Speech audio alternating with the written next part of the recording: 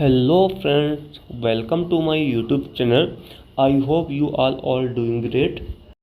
तो दोस्तों आज से हम पॉलिटी की एक नई शुरुआत करते हैं जिसमें फर्स्ट पार्ट आएगा जिसमें सिलेक्टेड क्वेश्चन आएंगे जिसके जो बार बार क्वेश्चन पेपर में पूछे जाते हैं वो क्वेश्चन इस वीडियो में आएंगे। तो दोस्तों पहला क्वेश्चन है, राष्ट्रपति और उपराष्ट्रपति के निर्वाचन में विवाद के मामलों को किसके द्वारा हल किया जा सकता है? उत्तर रहेगा भारत का उच्चतम न्यायालय। प्रश्न नंबर 2, संविधान सभा के अंतिम रूप से संविधान को कब पारित किया गया था? 26 नवंबर 1949 को। प्रश्न नंबर 3, भारत में पहली बार राष्ट्रीय आपातकाल की घोषणा कब की गई थी? 26 अक्टूबर 1962 को, और ये सर्वप्रथम पंजाब में की गई थी। प्रश्न नंबर 4, संविधान सभा के स्थायी अध्यक्ष कौन थे? डॉक्टर राजेंद्र प्रसाद। प्रश्न नंबर 5, भारतीय संविधान के किस अनुच्छेद के तहत राष्ट्रपति को सर्वोच्च न्यायालय से परामर्श मांगने का अधिकार प्राप्त है? उत्तर रहेगा अनुच्छेद 143। प्रश्न नंबर 6, अनुच्छेद 368 संसद को कौन सी शक्ति प्रदान करता है? उत्तर रहेगा संविधान संशोधन करने की शक्ति। प्रश्न नंबर 7, संविधान में मूल कर्तव्यों को किस समिति की अनुशंसा के आधार पर शामिल किया गया है? वो समिति है सरदार शरण सिंह समिति। अगला प्रश्न है, भारत में त्रिस्तरीय पंचायती राज तंत्र की सिफारिश किस समिति के द्वारा की गई थी? बलवंत राय मेहता समिति।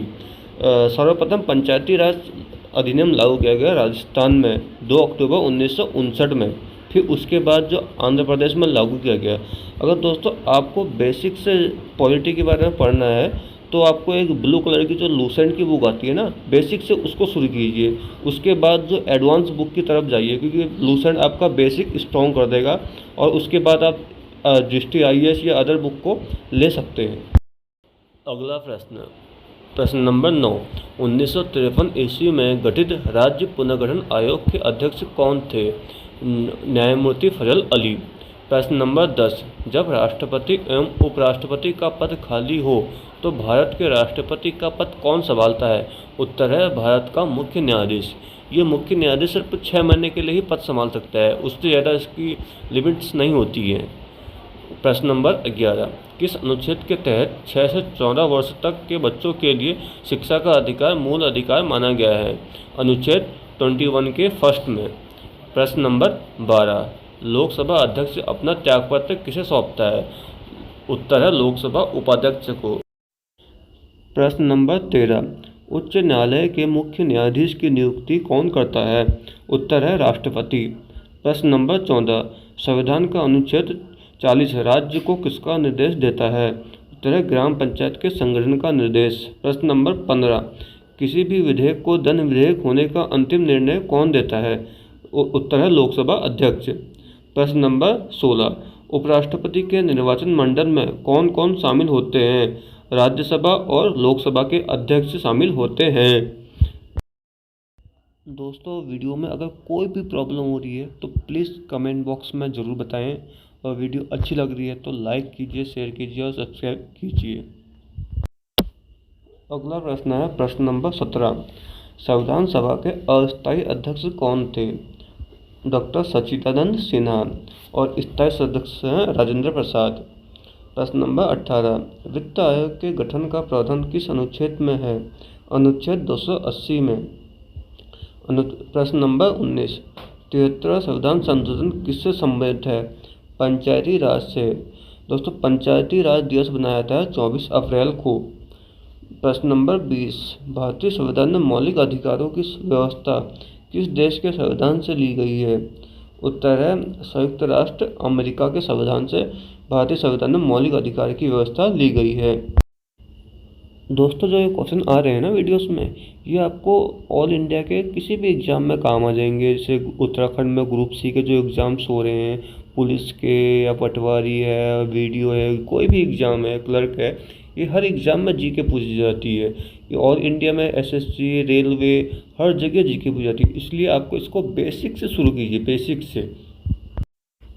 जब आपका बेस मजबूत हो जाएगा ना तो आप किसी भी एग्ज़ाम में बैठोगे, या ऑल इंडिया के या उत्तराखंड के किसी भी एग्ज़ाम में बैठोगे तो उस टाइम में आपको कोई दिक्कत नहीं होगी। देखो दोस्तों टाइम तो देना होगा, ऐसा नहीं है कि आपको कुछ महीने पढ़ा, 6 महीने पढ़ा तो हो जाएगा।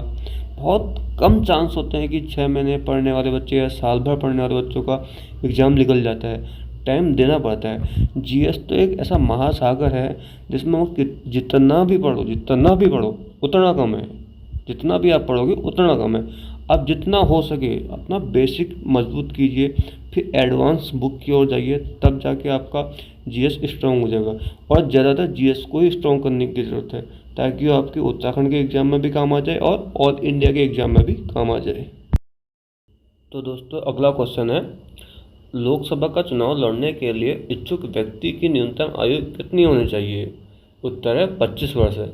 अगर आपकी भी आयु 25 वर्ष है तो आप लोकसभा का चुनाव लड़ सकते हैं। कोई इच्छुक हो तो लड़ सकता है। अगला क्वेश्चन है प्रश्न नंबर 22, भारतीय संविधान में अस्पृश्यता उन्मूलन के से संबंधित अनुच्छेद कौन सा था? अनुच्छेद 17। प्रश्न 23, स्वतंत्र भारत के प्रथम निर्वाचन आयुक्त कौन थे? उत्तर है सूर्य कुमार सेन। प्रश्न 24, भारतीय संविधान किस दिन पूर्णतः लागू हुआ? उत्तर है 26 जनवरी 1950। अगर आपको वीडियो पसंद आ रही है, अच्छी लग रही है, तो मेरे बच्चों प्लीज़ लाइक और सब्सक्राइब कर देना। आपके लाइक से हमें कॉन्फिडेंस बूस्ट होता है और कुछ नहीं, कॉन्फिडेंस होगा तो वीडियो बनाने में और अच्छा लगेगा और अच्छे से अच्छी वीडियोस आएगी। तो चलते हैं अगले प्रश्न की ओर। प्रश्न नंबर 25, लोकसभा अध्यक्ष का चुनाव किसके द्वारा किया जाता है? उत्तर है लोकसभा के सदस्यों द्वारा। प्रश्न नंबर 26, लोक कल्याणकारी राज्य की अवधारणा किसमें निहित है? राज्य के नीति निर्देशक तत्व में। प्रश्न नंबर 27, संविधान के किस अनुच्छेद के आधार पर राज्यों में संवैधानिक तंत्र की विफलता पर राष्ट्रपति शासन लगाया जा सकता है? अनुच्छेद 356 में। देखो दोस्तों कितना घुमा के क्वेश्चन है। अगर ये सीधे सीधे ही पूछ सकता है कि संविधान राष्ट्रपति शासन किस अनुच्छेद के तहत लगा सकता है, डायरेक्टली बता देते हैं कि 356 में, लेकिन इसने यहाँ पर घुमा के थोड़ा पूछा है। तो आप इन क्वेश्चनों पर भी ध्यान दीजिए, मतलब कि क्वेश्चन आपको किसी भी हिसाब से घुमा के पूछ सकता है। अगला क्वेश्चन है प्रश्न नंबर 28, भारतीय संविधान सभा की प्रारूप समिति के अध्यक्ष कौन थे? डॉक्टर भीमराव अंबेडकर। भीमराव अंबेडकर जी से एक फैक्ट और आता है कि इन्होंने संविधान के किस अनुच्छेद को संविधान की आत्मा कहा था? और अनुच्छेद है 32। अनुच्छेद 32 को इन्होंने संविधान की आत्मा कहा था। अगला प्रश्न है, भारतीय सदन का उच्च सदन क्या कहलाता है? उत्तर है राज्यसभा। ऐसे दोस्तों भारतीय संसद का निम्न सदन कहा जाता है लोकसभा को। राज्यसभा को उच्च सदन इसलिए कहा जाता है क्योंकि इसका विघटन नहीं किया सकता है, और लोकसभा को निम्न सदन कहा जाता है क्योंकि इसका विघटन किया जा सकता है। प्रश्न नंबर 30, संपत्ति के अधिकार को किस संविधान संशोधन के द्वारा हटा दिया गया था? उत्तर है 44 संविधान संशोधन अधिनियम 1978 के द्वारा। पहले संपत्ति का अधिकार मूल अधिकार था, इसको संविधान संशोधन के द्वारा हटा दिया गया था 44 संशोधन के द्वारा। प्रश्न नंबर 31, भारतीय संविधान के अनुसार संघ की कार्यपालिका किसमें निहित होती है? उत्तर है राष्ट्रपति में। प्रश्न नंबर 32, भारतीय संविधान के किस अनुच्छेद में भारतीय नागरिकों के मूल कर्तव्यों का प्रावधान है? उत्तर है अनुच्छेद 51 के ए में। दोस्तों पॉलिटी और हिस्ट्री तो दोनों एक ऐसे सब्जेक्ट हैं जो मतलब एक हिसाब से मान लो कि एक टफ भी है और एक ऐसी नॉलेज है जो एक हर इंसान को होनी चाहिए। पॉलिटी हमको ये सिखाती है जो हमारा संविधान है, जो हमारे कानून है, जो एक हर इंसान को पता होना चाहिए। मतलब उनका एक मूल अधिकार है कि संविधान में क्या है, हमारे लिए किस तरह के अधिकार हैं, किस तरह के हमारे लिए कानून बनाए गए हैं, वो हर किसी को पता होने चाहिए। और वैसे हिस्ट्री है तो हमें अब अपने इंडियन कल्चर की जो चीज़ें हैं वो पता चलती हैं, हमारे प्राचीन इतिहास में क्या था क्या नहीं था, वो चीज़ें हिस्ट्री बताती है। इसलिए दोनों सब्जेक्ट बहुत इम्पोर्टेंट है और इससे ही ज़्यादा क्वेश्चन भी इसी से आते हैं। तो अगला क्वेश्चन है प्रश्न नंबर 3, भारतीय संविधान को कुल कितने भागों में बांटा गया है? भाग 22 में। प्रश्न नंबर 34, नीति आयोग का प्रधान अध्यक्ष कौन होता है? भारत का प्रधानमंत्री। नीति आयोग से पहले दोस्तों एक योजना आयोग था जो 1950 में लागू हुआ था, उसी को रिप्लेस करके नीति आयोग बनाया गया है, जिसका अध्यक्ष होता है प्रधानमंत्री।